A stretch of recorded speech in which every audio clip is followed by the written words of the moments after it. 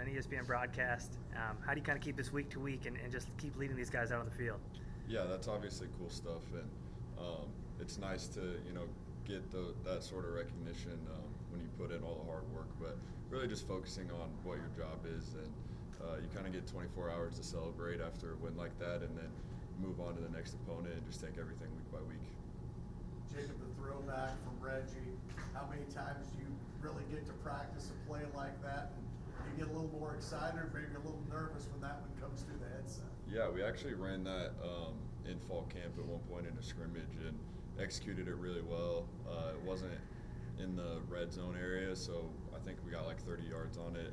But it's a really good call down there when you get closer to the end zone because you have a chance to score. And felt good about the play. Reggie did a really good job throwing that every time we repped it. So I knew he was going to execute, and then just got to run a little bit after catch, and was excited when the call came in. Wish I would have got in the end zone, but it was fun. Jacob, I know we talked about the Manning list a little bit. You have also earlier got on the watch list for the Earl Campbell Tyler Rose Award. How much does that mean to you getting put on that type of watch list? Yeah, that stuff's cool. Like I said, you put in a lot of hard work, and it's cool when you get some sort of recognition for that. But for me, it's really just continue to take everything week by week, one game at a time, and then kind of focus on those stats and accolades at the end of the season. What does it mean to you? I mean, to be able to be home now. The Springfield fans have seen you on TV a couple of times, but this new look FBS team being at home. Yeah, we're really excited. I think the whole city of Springfield's excited for the FBS move, being in Conference USA, and then also being able to get our first win as an FBS team going into this game. I think makes it even that much more special. And as players, it means a lot when we have everyone packing the stadium. So I would just say to everybody in Springfield, that needs to be a sellout game. Come out, pack blaster.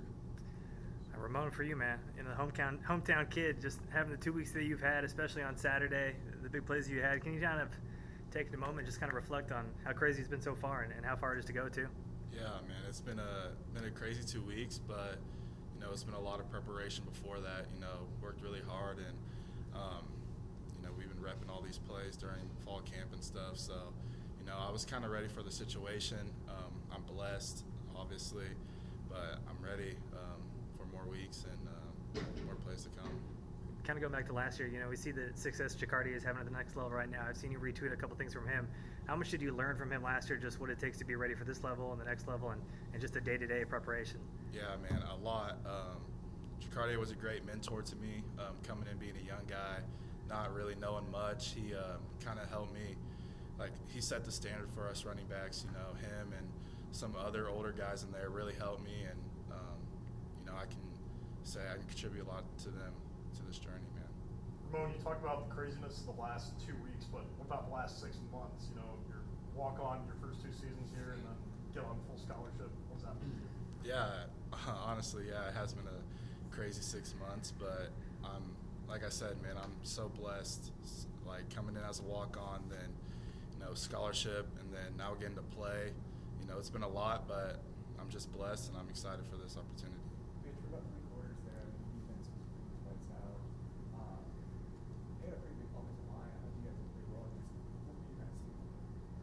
I was saying that we had to do everything we needed to do. We like the matchup that we had seen throughout the week. You just play fast, and Coach Bear said in the meetings the day before the game that if you play long enough and hard enough, that good things will happen. And when you do that, great things will happen, and that's what it is.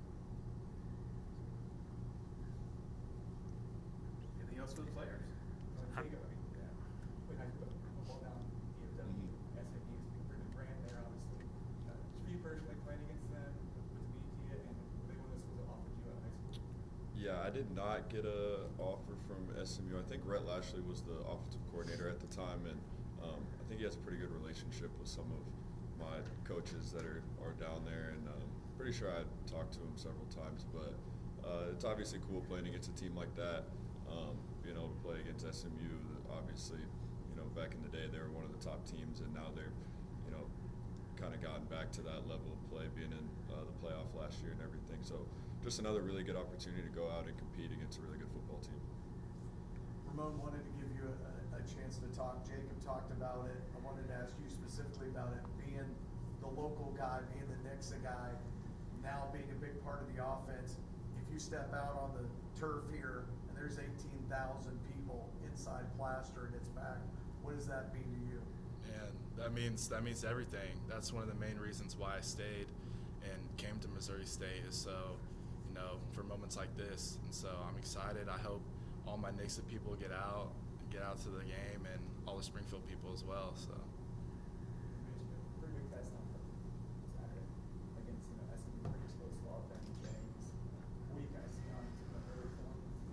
I actually haven't even got a chance to watch the film yet. That's part of the process. Usually, late Monday and Tuesdays and Wednesdays. But it's gonna be a tough task. But it's just football. So I'll be ready.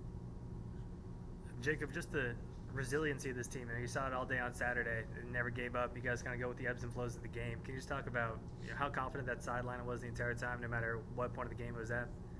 Yeah, I think offensively we felt confident. We're moving the ball down the field, just shooting ourselves in the foot with penalties or negative plays, and we weren't scoring when we were moving the ball. So as an offense, we felt like if we just did our jobs and didn't shoot ourselves in the foot, we would be able to put points up on the board in the second half. And then, like Mitch said, if Coach Beard was saying it all week, if you played hard enough for long enough, good things happen. And that was kind of the mantra: just keep going, keep fighting, and then see what happens from there. Jacob, since this is your final season in college football and your first in Conference USA, how would you compare this season to others in previous years, and how would you describe that feeling that comes with that? Yeah, I think there's just more of a buzz, around the program, around the whole school in general, within the city. You see the Bear logo everywhere. You see the new Mo State logo everywhere, and people are just excited. And as players, we feel that. Like I said, the jump to FBS and being in Conference USA is something that we're going to remember. That we're the guys that helped lay the foundation for this university for years to come, and it's just a special thing to be